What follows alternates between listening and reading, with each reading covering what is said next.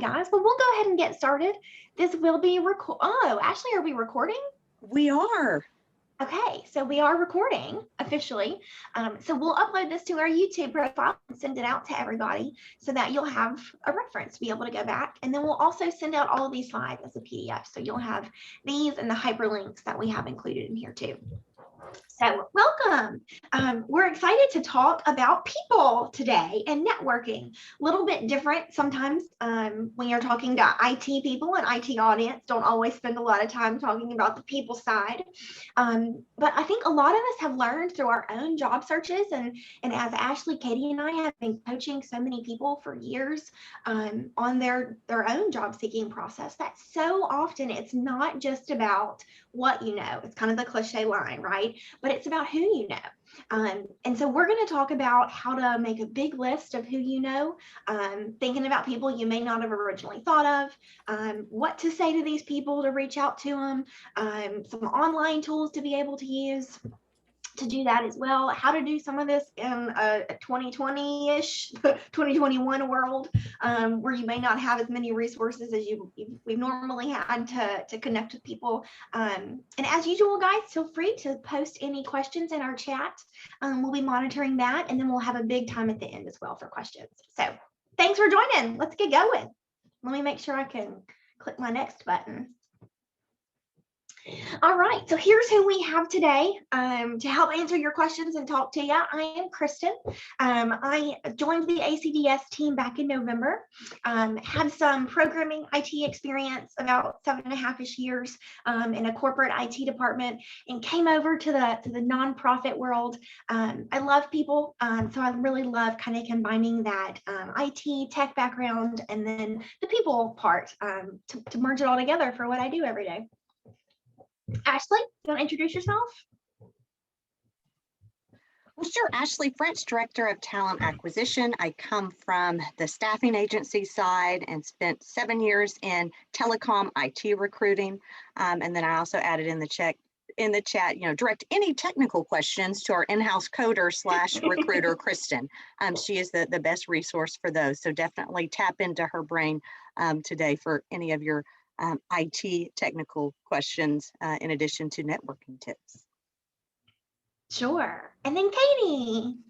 Yeah, I'm Katie Frazier. So I've been with ACDS a little over a year now. And I think my favorite part of what we do is I really just love offering feedback and helping candidates on their job search. It's a hard market right now and it's a weird time. And so anything we can do to help upskill you or give you some tips and tricks, I love to help with that. And if you guys have some of your own, we've had people throw those in the chat too. So as we get going, if you have any other tips, we'll be happy to share those with the group as well. All right, so I kind of mentioned some of this, but here's our discussion and what we're going to talk about. It looks like a lot, but we'll breeze through it pretty quick.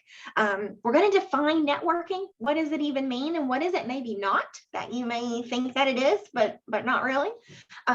Giving you a game plan, something to go out there and actually tackle so you know what to go do when we get done today. Thinking about your current network, who do you already know that you can maybe tap into? How to grow that network, some great resources to help you continue to grow it. And then some specific tech meetup events. Ashley's done some great research and has some specific events that may be of interest to you that'll help you grow your network too. Then as you're doing this, as you're talking to people, what do you need to have? What do you need to say? So we're kind of going to give you some specifics and a few ideas there too. And then questions, of course. All right. Ashley, kick us off, ma'am. Well, sure. So if, some of you we recognize, but I see a few new faces. So just a kind of introduction on who is ACDS and what does this acronym stand for? So ACDS, Arkansas Center for Data Sciences, that's who Katie, myself, and Kristen work for.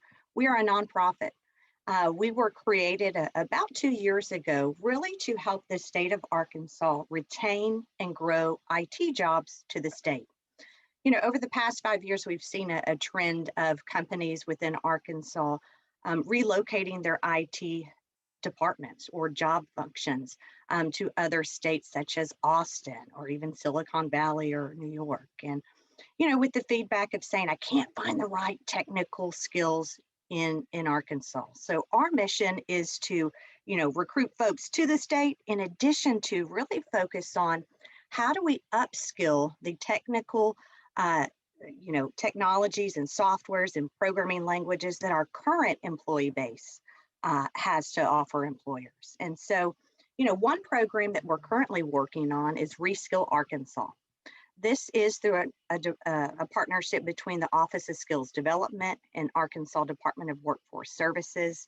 And essentially, it's offering free training to individuals currently on unemployment in between jobs to increase the technical skills that they have available. So even if you are brand new to, what is IT, or don't have any current programming language or database experience, we've got some really great entry-level self-paced online training to kind of get you started. And then Kristen is actually the main kind of program manager over that group. And she also does some different educational webinars on kind of what our IT career paths, and does some one-on-one coaching to really, again, supply the tools and resources to help you on your IT career search. All right, so that's how we are here to help, not just today, but going forward. And we'll make sure we share contact information as well at the end. Okay, guys, so kind of going to ask a question to you and encourage you guys to use the chat. So when you think about networking, we're not talking about computer networking. We're not talking about, Cisco routers and switches and all that stuff. I was not a network person, but we're talking about people networking, growing your personal network. If anybody has any words or phrases or anything that you think of, throw it in the chat for us. While I'm talking, and we'll see what you guys think of. But one of the big things I want to make sure that you're thinking about when you think about networking is that it's not just a one-sided relationship. It's not just you going to somebody and asking for their help, but it really is meant to be a mutually beneficial relationship. And that's what helps it continue to grow long-term, and to continue to really kind of grow your network too. People will help you grow your network when you're able to help them as well. Why do we need a network? What are some of the things that you may want to do within your network? Well, a lot of times these people can help with your job search. I know that's a big one that a lot of us are probably primarily focused on right now, especially like Katie said, in today's tough market. But it's not just about finding a new job. Maybe it's about achieving other career goals. Maybe it's about career changing. Maybe it's to learn more about a particular field. If you're new to IT and you want to learn more about what computer networking is, or if you want to learn more about a particular technology or programming language, a lot of times people can really help you, maybe specific industries or technologies as well. And then the other cool thing about networking is that your contacts can help provide referrals. They know a lot of different companies. They've worked for different companies, so they can help introduce you to people who work there. They can share, like we were saying, information about a whole new industry. Maybe you've spent time in, I was in the corporate world, and now I've shifted to the nonprofit world. Very different. So sometimes having somebody actually has been a great coach for me to help me understand the difference. Katie spent a lot of time in education before she came over, and so that was kind of an adjustment. You kind of have to learn a little bit more about, potentially a whole new position, a whole new career. The other cool thing about networking is that sometimes people know about job opportunities that are not posted online. They may know about internal conversations that are happening within the company, or an opening on their team that's not posted, that they're just kind of working their contacts to find out. And you may never even know about that, even if you are all over the job boards, and even if your full-time job right now is job seeking. Sometimes there's things that aren't always online. But the last thing here that I love is that it's really a career-long process. And that's kind of, like I said, really one of the big things I want to mention is it's not just use your network to land your next job and then forget about it and you're done. But mentoring while you're in your job, continuing to connect with people. I still keep in touch a lot with people that I worked with at my previous job. Keeping my network, they know people. And they know things that can still help me along the way. And I know things that can help them too. I've been able to provide the same thing. I love, we have in the chat, adding value for others and self. Yes, for the others being first. I love it. So you're able to do that as well. Anything else to add, Ashley, Katie, on what networking is? I think you said it very well, and I love, adding value for others and yourself. And, one thing to also note is sometimes, especially in this job market, recruiters are overwhelmed with the number of applications. So it's also an avenue to kind of overcome those application tracking systems, those online portals, to where sometimes, an actual human doesn't get to your actual resume application just due to a volume standpoint. So having someone, specifically give your name to the recruiter, or a hiring manager have your name, really does help the process in general. Yeah, I agree. I think little personal connections, whether it's somebody who you once attended a class with, or know from your hometown, finding that commonality to kind of build that relationship so that you have a good way to help when you see something come up. Finding those commonalities in networking is really important.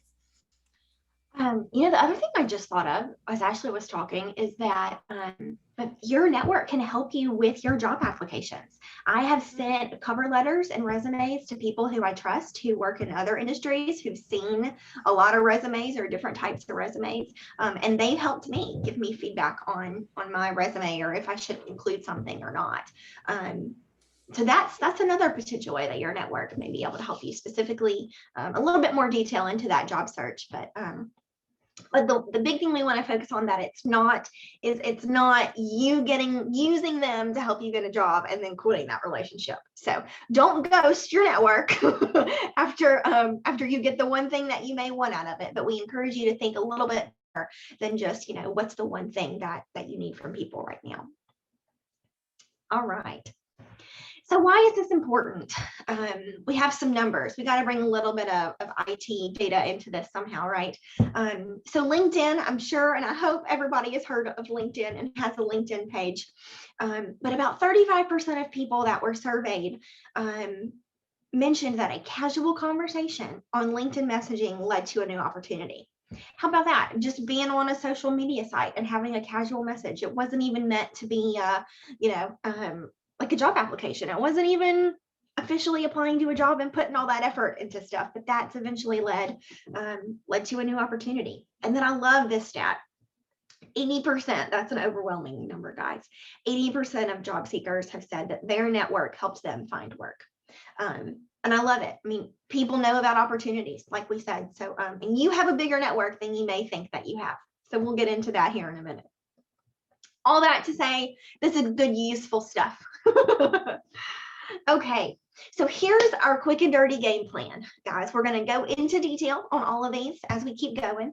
But the first thing we're going to recommend you do is make a list. You got to start somewhere. We're going to list everybody who knows who you are. I think about this because Katie and I were actually just talking about weddings. I got married this last year, and she's getting ready to have a wedding. And every time I think about making these big lists, I think about a wedding in my list. Maybe you have that list you could start with. But yeah, social media. We're going to go into it. But there's so many people that that are helpful to tap into. So that's the first step. We want to make that big list. The second step is to start to reach out to these people. We're going to talk about what to say in a little bit, but you want to make sure you can explain why you're contacting them. And then here's the cool trick. Eventually, you want to ask them to introduce you to 3 people that they know, but you don't. It kind of reminds me of that telephone or the whatever the gossip game is, where you tell 3 people and they tell 3 people and they tell 3 people, and suddenly there's a ton of people who are aware of what's going on. Maybe that was meant to encourage me not to gossip when I was a teenager, and that's where I remember that from. But it can be helpful for you too. It doesn't have to hurt, but using that strategy to help you can expand your network so much. So then once we have done that, we've expanded, we want to work those contacts. So you want to reach out to those new people just the same way you do with the first people that you knew.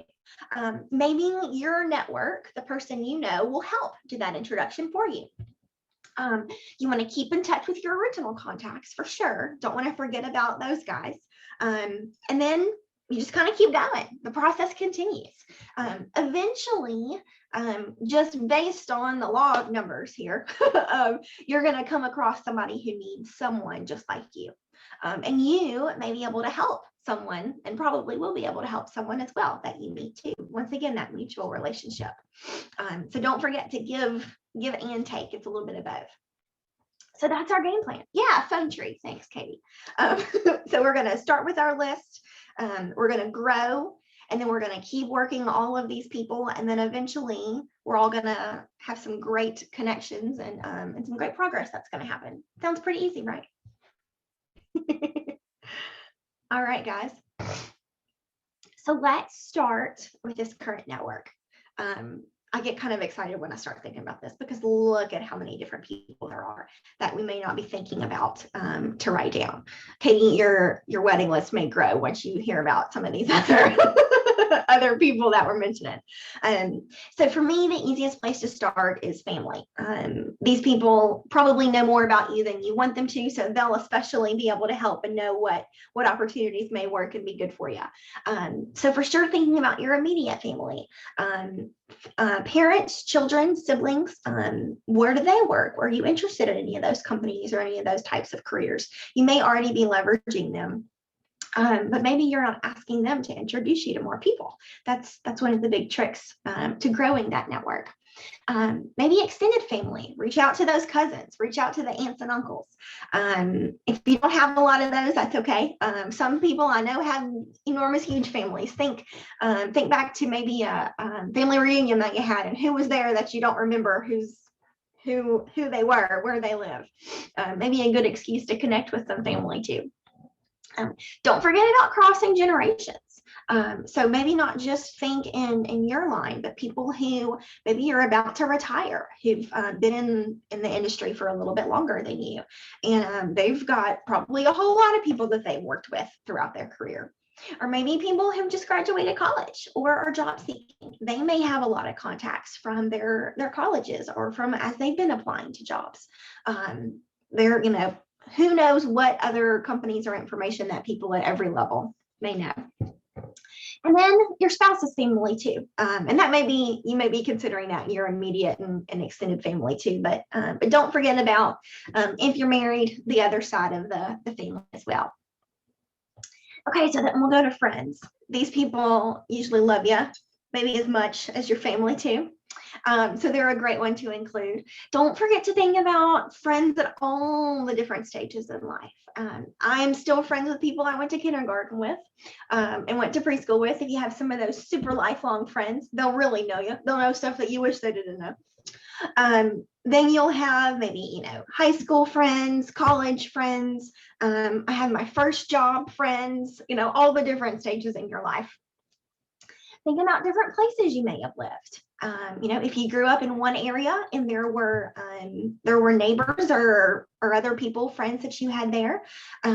My cousin is a military brat and has lived all over the place. I can't even imagine where some of her network is. So really kind of expanding, not just in the state of Arkansas maybe, but where all over the US or the world that some of your friends may be. Once again, thinking about adult friends. I don't have as many of these, I don't feel like, as I had childhood friends, but adult friends too. Don't forget to think about those. All right, and then community. This is where your list kind of goes wild. And Katie mentioned in the chat, she loves the idea of reaching out to your hairdresser. Y'all, I think my hairdresser sometimes is my free therapist, but a therapist, cheaper therapist. And think about how many people they know, how many people sit in their chair. So yes, they are a great resource. But back up to the top of this list, if you go to a church or any religious groups, there's a lot of people there, and usually they're all over the community. So all over a lot of different industries, parts of town. If you go to the gym, or if you take any workout classes online these days, I actually hired somebody at my old job that was a referral from somebody else in the company who he met at the gym. So was next to a guy on the treadmill, it turned into a job. You never know. If you volunteer, if you work with any volunteer groups, any food bank, or I did Girl Scouts for a while, anything maybe with your kids or your family that you do. There were a lot of Girl Scout moms, so they would be a great group to include as well. The Christmas card list. This might be my old soul speaking, but my grandmother had a tried and true Christmas card list that she reached out to every year, and she knew everything about those people, and she only talked to them a couple of times a year, but those are likely people who you've known for a long time, or it may just be a good place for you to start your list, give you a list to start with. Past coworkers and clients, anybody you've worked with or worked for in the past. Alums of your alma mater, if you graduated high school or college, thinking about other people you graduated with, where they are. A lot of times there's good online resources for this. I think my college has a cool online portal you can go in and connect. And then past teachers or professors as well. They always are, I know, are willing to be references for you. So I'm sure that they are willing to help connect you with people. And they have students who've gone on to work other places. And if they're keeping in touch with people, then that's a whole lot of people to add to your network. And then the last one here is your doctor. Sometimes you got to be kind of careful with that one, but depending on your relationship, because they don't like to share names and all of that stuff. But if you're in a small town and you know people, maybe you can reach out to the doc and see if they've got anybody in a certain industry that you're interested in, that they can introduce you to. So that's a lot of people. Suddenly, this idea of creating a list could be a really, really, really long list. I would recommend doing this on the computer, maybe in Excel or something. I'm totally a spreadsheet nerd, so you can make a list of these people and how you know them, maybe to remind yourself as you're growing your list. Or maybe if Ashley referred me to Sally Sue, I could put by Sally Sue that Ashley referred me to her, so I would remember that. And then maybe the last time you talked to them, or whatever you kind of want to track on there. If you learn some information about where they work or what city and state they're in, you can throw all of that in one place. So could be a really cool big list. So this is definitely step one, to start with your list. All right, so now Ashley is going to talk about how to grow your network and find some new people to add to your list. Well, what's interesting is, luckily, we don't hear a lot of positives about COVID. But when you think about networking and how we were forced to evolve from in-person to virtual, COVID has done a really great job on giving us more avenues to network in a virtual setting, to where organizations are really forced to, put all of their events out online somewhere. So allowing you to kind of expand your reach and attend. So, kind of online is kind of that first bubble. And social media, whether your, platform of choice is Twitter, Facebook, TikTok, Instagram, absolutely, connect with former coworkers, everyone that's on your list. So, once you get, whether you're a handwritten list taker like me, or like a data-driven Kristen spreadsheeter, make sure to connect with them online. LinkedIn, I know Kristen already mentioned, but it's such a powerful tool. So definitely recommend, if you're on the job market, your profile should be up to date. You should attach a resume. There's even a really cool feature where you can upload your resume and basically select a button that will kind of notify recruiters that you're on the market for within a job search. So that's a great example of kind of working smarter, not harder, to where recruiters could actually find you. Actually, can I jump in? You bet. So they do have the badge on LinkedIn that says open to work. And sometimes there's some discourse. I know there's been a couple articles saying, should you have that open to work? And overwhelmingly, recruiters are saying yes. We like it. We want to know what these folks are up to. And so don't be intimidated by those. I think there's really only 2 articles that say it, but I don't want you to be swayed because of those, because I think it is very beneficial to have that open to work banner on your profile picture.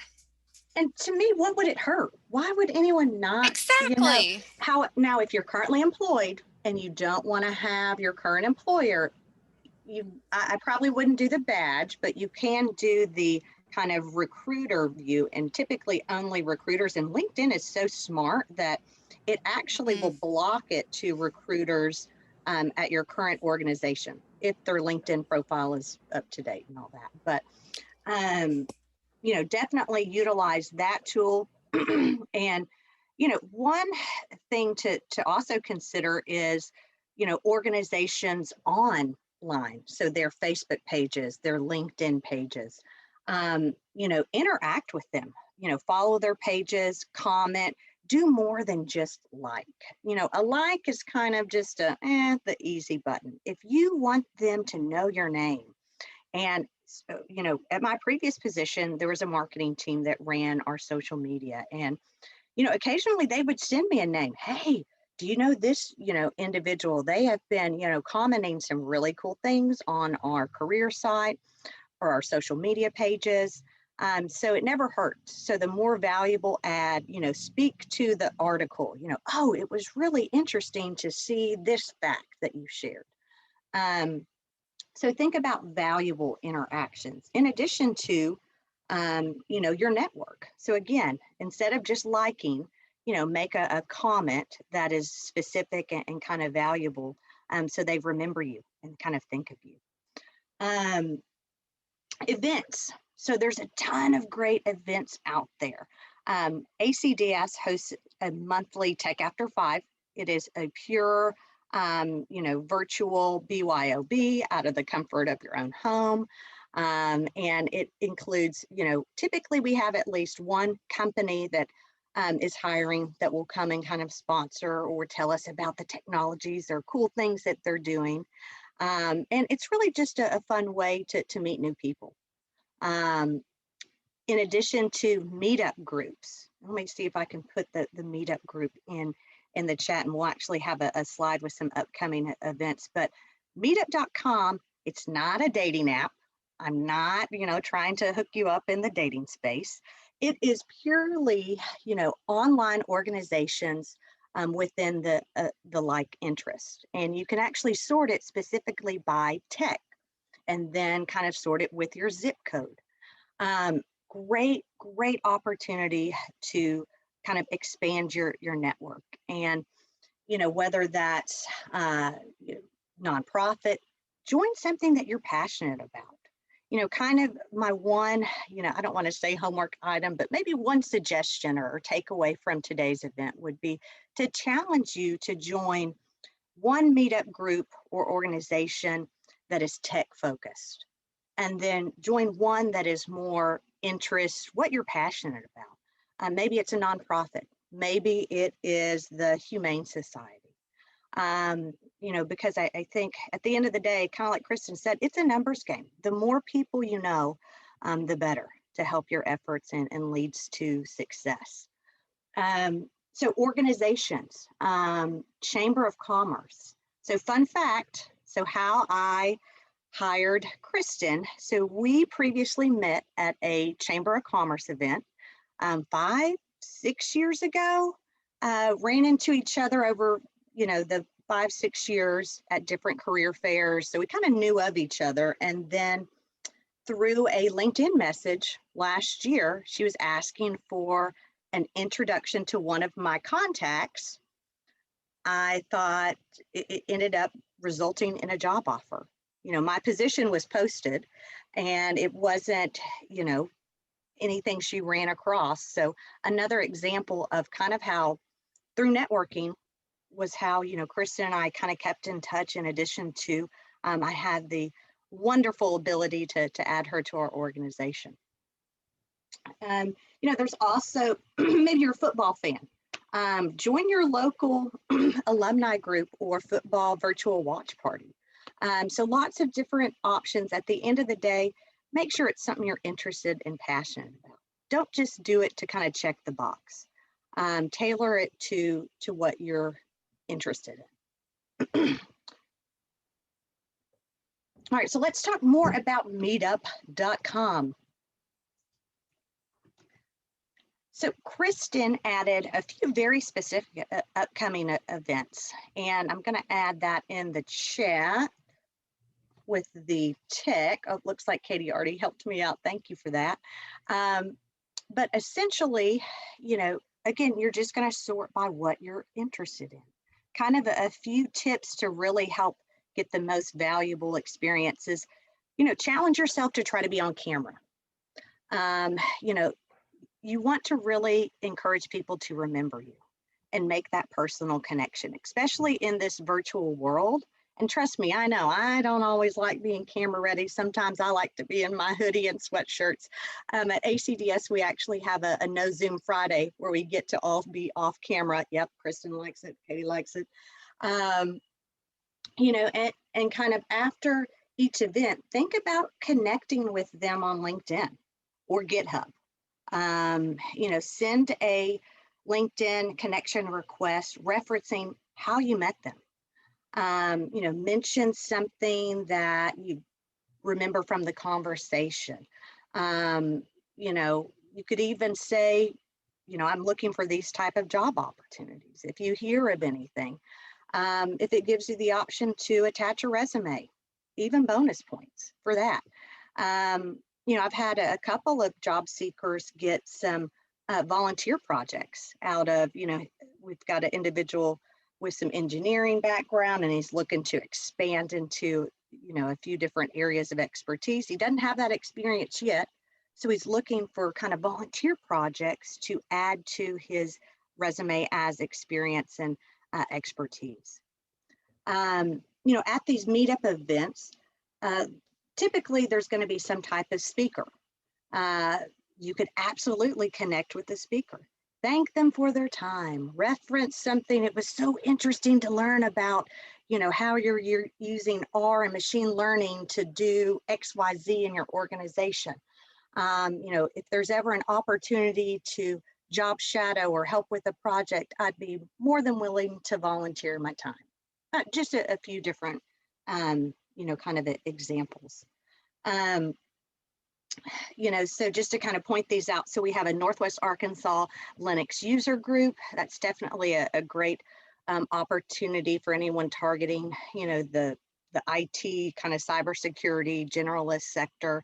Little Rock has an online code monthly meetup. There's a WordPress meetup. I think that also has a Northwest Arkansas. I think they meet in the library in downtown Fayetteville. And then another cool one is Introduction to Cybersecurity coming up on Thursday, March 11th. And the best part of these, they're all free, zero cost. So definitely, you know, encourage you to check out, you know, meetup.com or even Eventbrite. That's another great website to see what's going on in your local area. In addition to, you know, you don't have to be limited just to Arkansas. There's a lot of kind of free training organizations that are, you know, presenting content nationwide. Katie, Awesome. Kristen, what did I miss? Anything else to chime in? You know, just looking on the meetup, if you're in Hot Springs, it looks like they have an intro to cybersecurity one, or maybe that's the one you posted, but that seems pretty cool. Yeah, and I think that one's a little bit more of a kind of like a presentation-y thing where somebody's going to talk and you can primarily listen, but also create some contacts during it as well. So sometimes things like that are better for me to start with when I don't have to, you know, when I know I'm not going to have to be put on the spot, when I just get to listen a little bit at first. It's kind of a good intro into those things. So that might be a good one to start with. And then you can kind of branch out into some of these other ones where you're able to be put on the spot and interact a little bit more with people. There's also a couple new apps that are out there. There's Discord and Clubhouse. And Clubhouse, I think you have to have an invite to do it, but you can kind of talk about different topics and listen to experts in the field. And Discord, I think, is like a Slack channel that everybody can kind of contribute to. And I think that's what they utilize for some of these meetup groups. And so it's very interesting to learn a new app and new technology while you're learning about a subject you're passionate about. So it's very cool. Cool. Yeah, it's so cool how much more we can do and how much easier it is to connect. Thank goodness we don't all have to write letters and put a stamp on them and wait on USPS. No offense, USPS, but a little bit to deliver it these days. You know, you can click a couple buttons and you're connected with tons and tons of people. Well, I wanted to mention really quick, we had some great tips and tricks in here in our chat from Kedrick, maybe. I hope I'm pronouncing your name correctly. He mentioned that his network really grew after he got involved with community organizations and volunteering. I 100% agree. Like we said, people in the community are going to be everywhere in the community. So it's a really easy way to just suddenly kind of blow up the reach of your network and not just, you know, so much focus in one area. That's one of the things that I think is so cool about that. And then also mentioned interest groups on LinkedIn. And I think Ashley mentioned that a little bit too, but following, you know, different people, I think influencers, they call them, or companies and interest groups. And I don't know if you can follow hashtags. I've started doing that on Instagram now to see certain career tips and things. But yeah, think about all the different ways and people and things that you can follow. There's almost too much out there sometimes. You kind of have to just filter through it. All right. So now that we know who we've got, we know how to grow who we've got. What about when we actually start talking to these people? Ashley already gave some awesome ideas and thoughts on what to say and how to say it. So let's talk about what you need or what we recommend that you have to be prepared for these kinds of conversations or chats or whatever they are. And the first one is a business card. This may sound like a little bit of an antiquated idea, but maybe when the world opens back up, people will be handing off more things. But I think the 2021 version of a business card, Ashley taught me about the LinkedIn QR code. You can, and I've got a hyperlink on here that we'll send out to you guys on how to do this, but you can turn your profile into a QR code that you can include maybe in an email signature when you're emailing or reaching out to people, or you can print if you are printing out and mailing things, whatever works. And then pretty quick and easy, people can scan that with their phone and pull up your profile. Sometimes LinkedIn profiles have like crazy long URLs, and so that's a lot easier than having to type it in. What I like about a business card or this LinkedIn QR code is that it's not a really big piece of paper. You know, it's not a full-size resume that you're handing to somebody, but you can make sure that they have a way to contact you. And that's what you want to make sure that you do. You don't want to have a great conversation with somebody and they think about you a couple of days later and want to share something, but they're like, oh, I don't really remember that guy's last name or their phone number or their email address or any of that stuff. So that's really the big plus to the business card or the QR code. So then taking that a step further, I hope we all know why resumes are so important and good to have. You can't just have, you know, your name and your phone number, your email. You definitely want to make sure you've got your resume that shows what you've done. Hopefully has kind of a summary or objective on there of what you want to do. We'll talk about why that's really important in a minute too. Making sure, once again, contact information is on there. And I'm going to take this minute to plug something that I always like to mention. I think every webinar, I'm going to find a way to include this now. Professional email addresses, everybody. Let's make sure we're not using, I'm going to make fun of my best friend because she's never going to see this. Her high school email address was Cheerin' Flautist, because she was a cheerleader and she played the flute. So you probably don't want that to be your email address on your resume that you're handing out to employers. So professional email address, work history, all that good stuff. Definitely want to have your resume.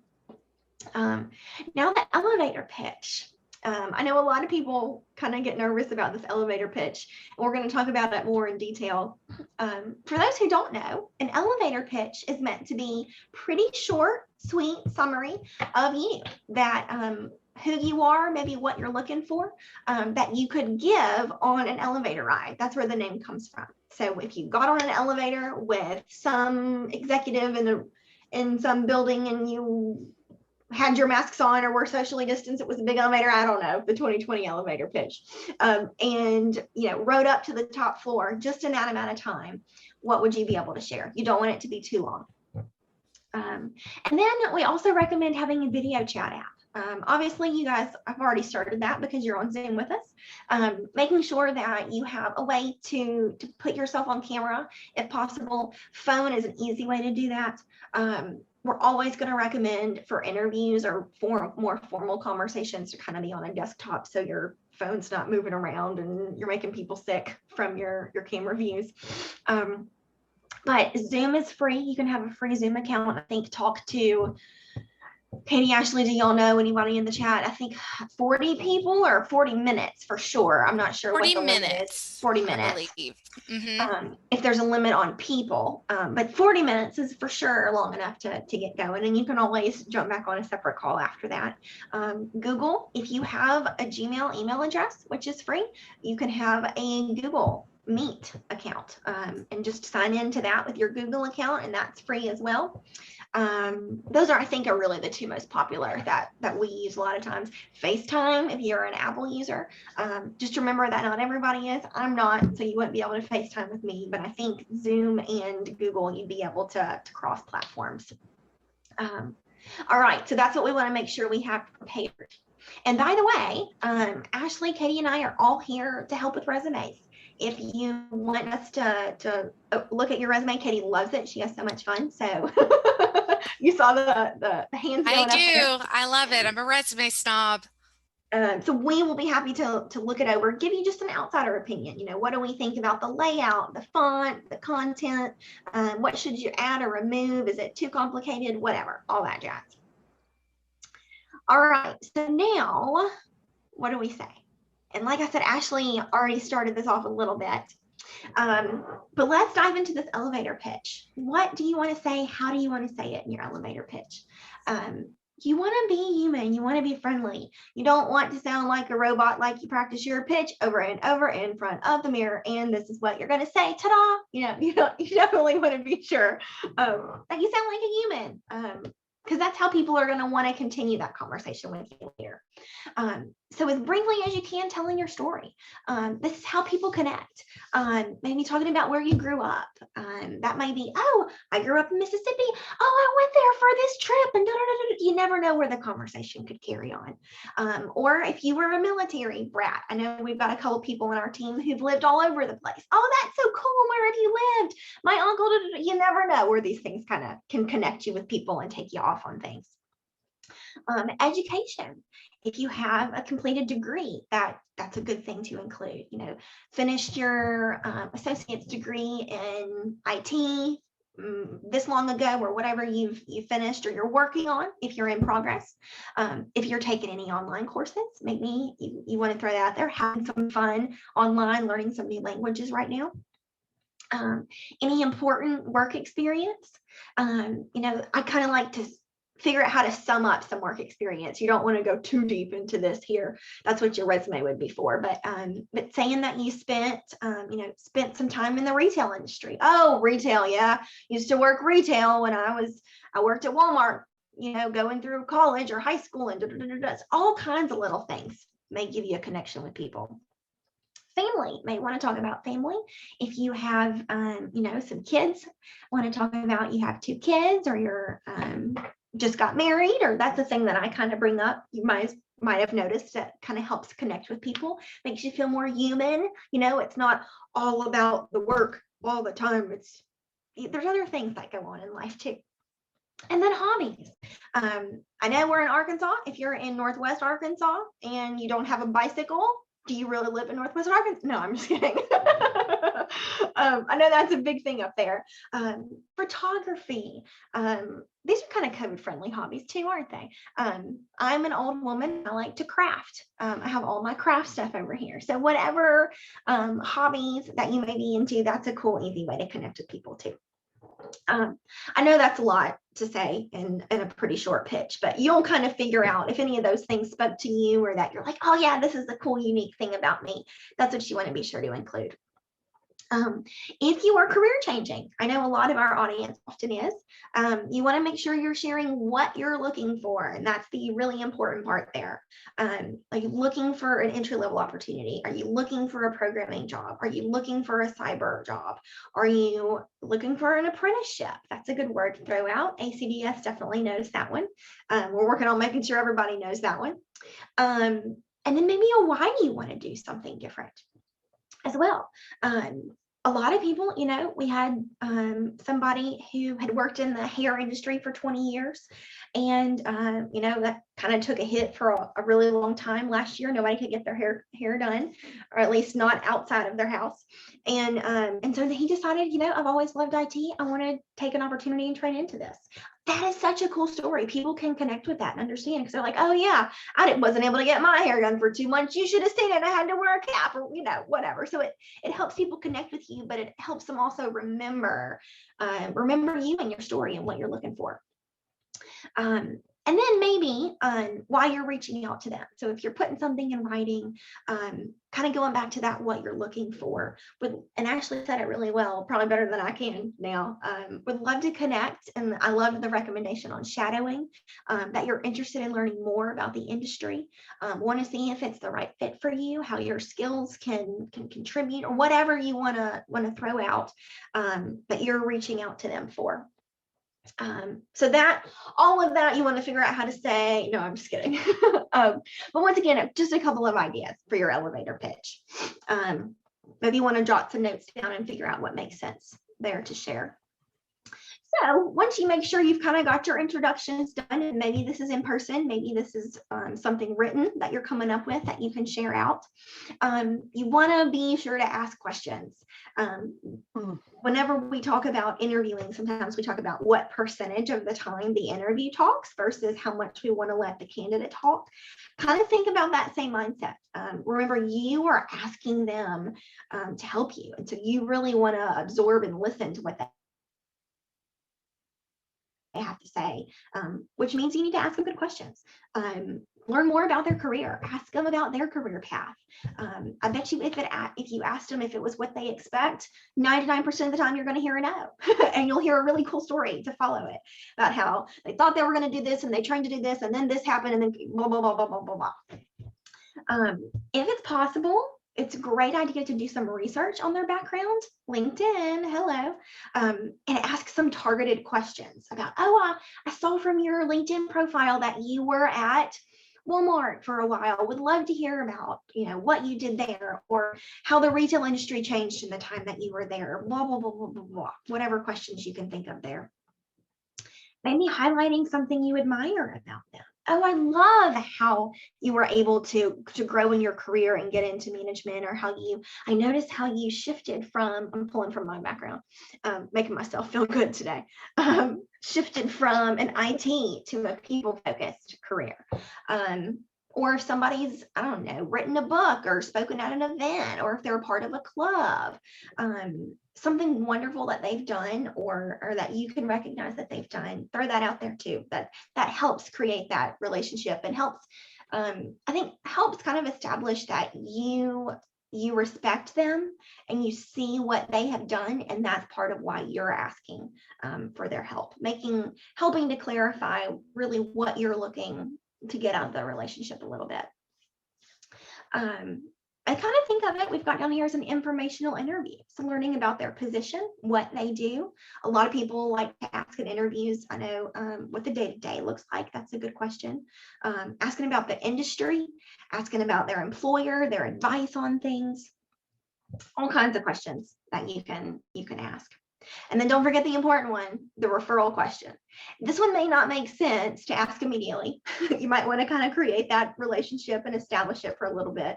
But at some point, we definitely encourage you, remember going back to our game plan, to grow that network. So asking your current network if they have any contacts in the career field, or at any companies that you may be interested in learning about, or companies that they've previously worked for, or maybe in a certain city or location. I last year was specifically looking for either a remote opportunity or an opportunity in Greensboro. So that's what prompted me to reach out to Ashley. Was because based on LinkedIn, I saw that she had a connection in Greensboro. So I was reaching out to her for that. And then the last step, we always want to be nice and polite. So always want to say thank you. Be very gracious. So nobody has to give you their time. Y'all, there's so many things we can give our time to today. And I especially want to encourage to thank them. Ashley threw in the chat, people like to give advice and guidance. Absolutely. Ask them for that advice. Ask them for their career tip. And then thank them for that, because you'll probably remember it and be able to use it one day. And it just helps keep the conversation going as well. You may want to set up a future time to meet with them to make sure you're following up. I did that with a mentor that I had. I think every 2 weeks we kind of had an event on the calendar to make sure we kept in touch. We didn't always stick to it, but we knew it was there and we had that time blocked off if we needed it. So there are some things to say. Katie, Ashley, what else you got? Anybody else want to throw something in the chat? So I did want to just clarify what Kristen has gone over is basically lots of different ideas on what to say. I want to make sure that you're not putting all of these in one email or one, so really, I would suggest picking one or two action items or question marks. You don't want to overwhelm the individual, but you do want to kind of be specific on what you're needing help with. So whether it's, you hit them with the, thank you, this is how we met. Do you hear of any job opportunities? Let me know. If you have any guidance, on transitioning into this career track, or what type of technologies do you use? Just try to limit it to one or two action items. And I really want to stress to be brief. What you don't, sometimes I get LinkedIn messages and it's a novel. So typical recruiters, we're talkers. We're not detail oriented. So Kristen's a little different because of her IT blend, but for the most part, Katie and I are kind of that traditional recruiter. We're talkers. If I get too many words, whether it's in a resume, an email, or a LinkedIn message, I typically sometimes skip over it and think, oh, I don't have time to read that right now. Hopefully I'll get back to it. And what sometimes happens is your inbox blows up or your emails blow up. So be as brief as possible. And again, make sure you're including something personal, specific, and that thank you. Yeah, Ashley, I think you hit the nail on the head. I really like if you're reaching out to a recruiter, you can actually attach your resume, and maybe that's something you ask for feedback on or a suggestion, but it's great to do it in that initial message so that they already have it and can review it. Absolutely. And then that may save you some stuff that you would have put in your email too, because it's all there in your resume as well. Yes. Please don't do all of this, y'all. That's way too many words. Thank you, Ashley, for the clarification. Absolutely. All right, guys. I was just worried about time, but we're at the end. So what questions do we have? Anybody feel free to unmute. I'm going to throw up our contact slide so it's sitting here in case anybody wants to follow or write anything down while we're wrapping up. What else do y'all want to know that we didn't cover?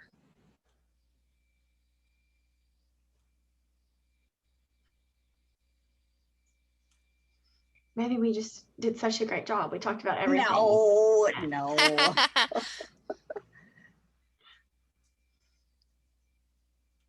Or feel free to put it in the chat if you're more comfortable. Anything job search related or. Yeah, I think while we're waiting for questions to come in, it can be intimidating to make that initial reach out to somebody that you don't know, especially, but really relying on those commonalities and doing your research. seeing what you have in common on their page, or even just kind of asking them for feedback. Like Ashley said, people love to give advice and guidance, and talk. People love to talk about themselves and their experiences. So really asking for that can really help. And you know, guys, I almost think, and some of this may be my extroverted personality going through, being at home and not getting to interact with people as much. But I think, right now there are a lot of other people out there similar who are craving similar interaction with people, because we just haven't been able to have as much lately. So even if it comes through an email or if it comes through LinkedIn or wherever, it's great to connect with new people and meet new people, especially when it's so much harder for us to naturally do that. So, do we have a hand raised? Dustin, you have a question? Go for it. Yeah, so I have 6 months in customer service representative experience now, and I'm going to graduate with an associate's degree in computer technology at the end of the year. So, what could I lean towards in IT as far as looking for jobs once I do get my degree? Yeah, good question. My gut reaction, my first thought, since you've got some IT background in customer service, is going to be like an IT tech support help desk type position, because that is interacting with people. So pulling from your customer service background, you probably have a lot more patience based on that than I would, and that is a requirement in those types of jobs. But it would give you the ability to use your IT training.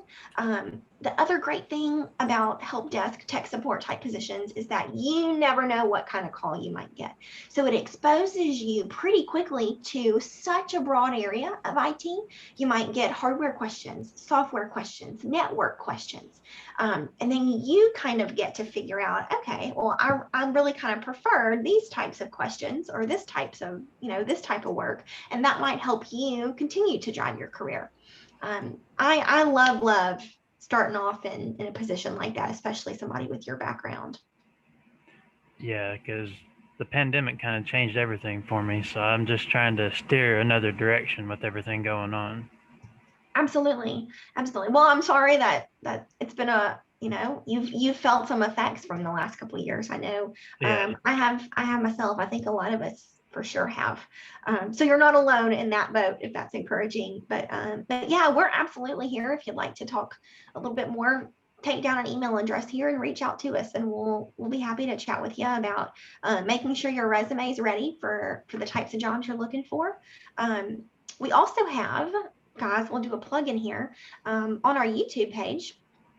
We've got some other great webinars. One of the ones that we did a few weeks ago, we've got two really good ones. Katie and one of our previous recruiters did a great one on owning your job search. So Dustin, that'll have a lot of good resume tips for sure, and a couple of good LinkedIn tips. And then we did another one on job boards specifically. So which job boards should you be on, and how to make sure you're viewable on all of those job boards. So we'll make sure, it looks like Ashley said she'll reach out to you. So we'll make sure you've got access to those as well. Kristen, we have a great question from Kedrick. He said, do you think that reaching out to a manager on LinkedIn for an available position, is that a good idea? Hey, why not? Yeah, I think so. Exactly. Sometimes it's hard. If you know who the manager or the recruiter is for a position, use it, y'all. Sometimes it's so hard to actually find that. So yeah, absolutely. I say, okay, Ashley gave a good tip. Ashley said, actually apply first. Good idea. Yes, that used to drive me crazy. People would email, LinkedIn me and say, I'm interested in this position. If I don't have a file on you, where do I document our conversations? How do I get in touch with you later? So definitely encourage you to apply first. And if it's a recruiter, they typically have 30 to 60 positions they're working on at one time. So it is extremely helpful to mention the job title and the position number that you applied for specifically. I love it. Yes. And then you can reference, I've applied to. Which, and to Ashley's point, it's not like you're asking the recruiter to do work. You're telling them you've already done the work, you've already applied. You're kind of like just putting a spotlight on yourself instead of giving them a to-do, like, oh, now I got to reach out to this person and tell them to apply and all that kind of stuff. So yeah, good tip.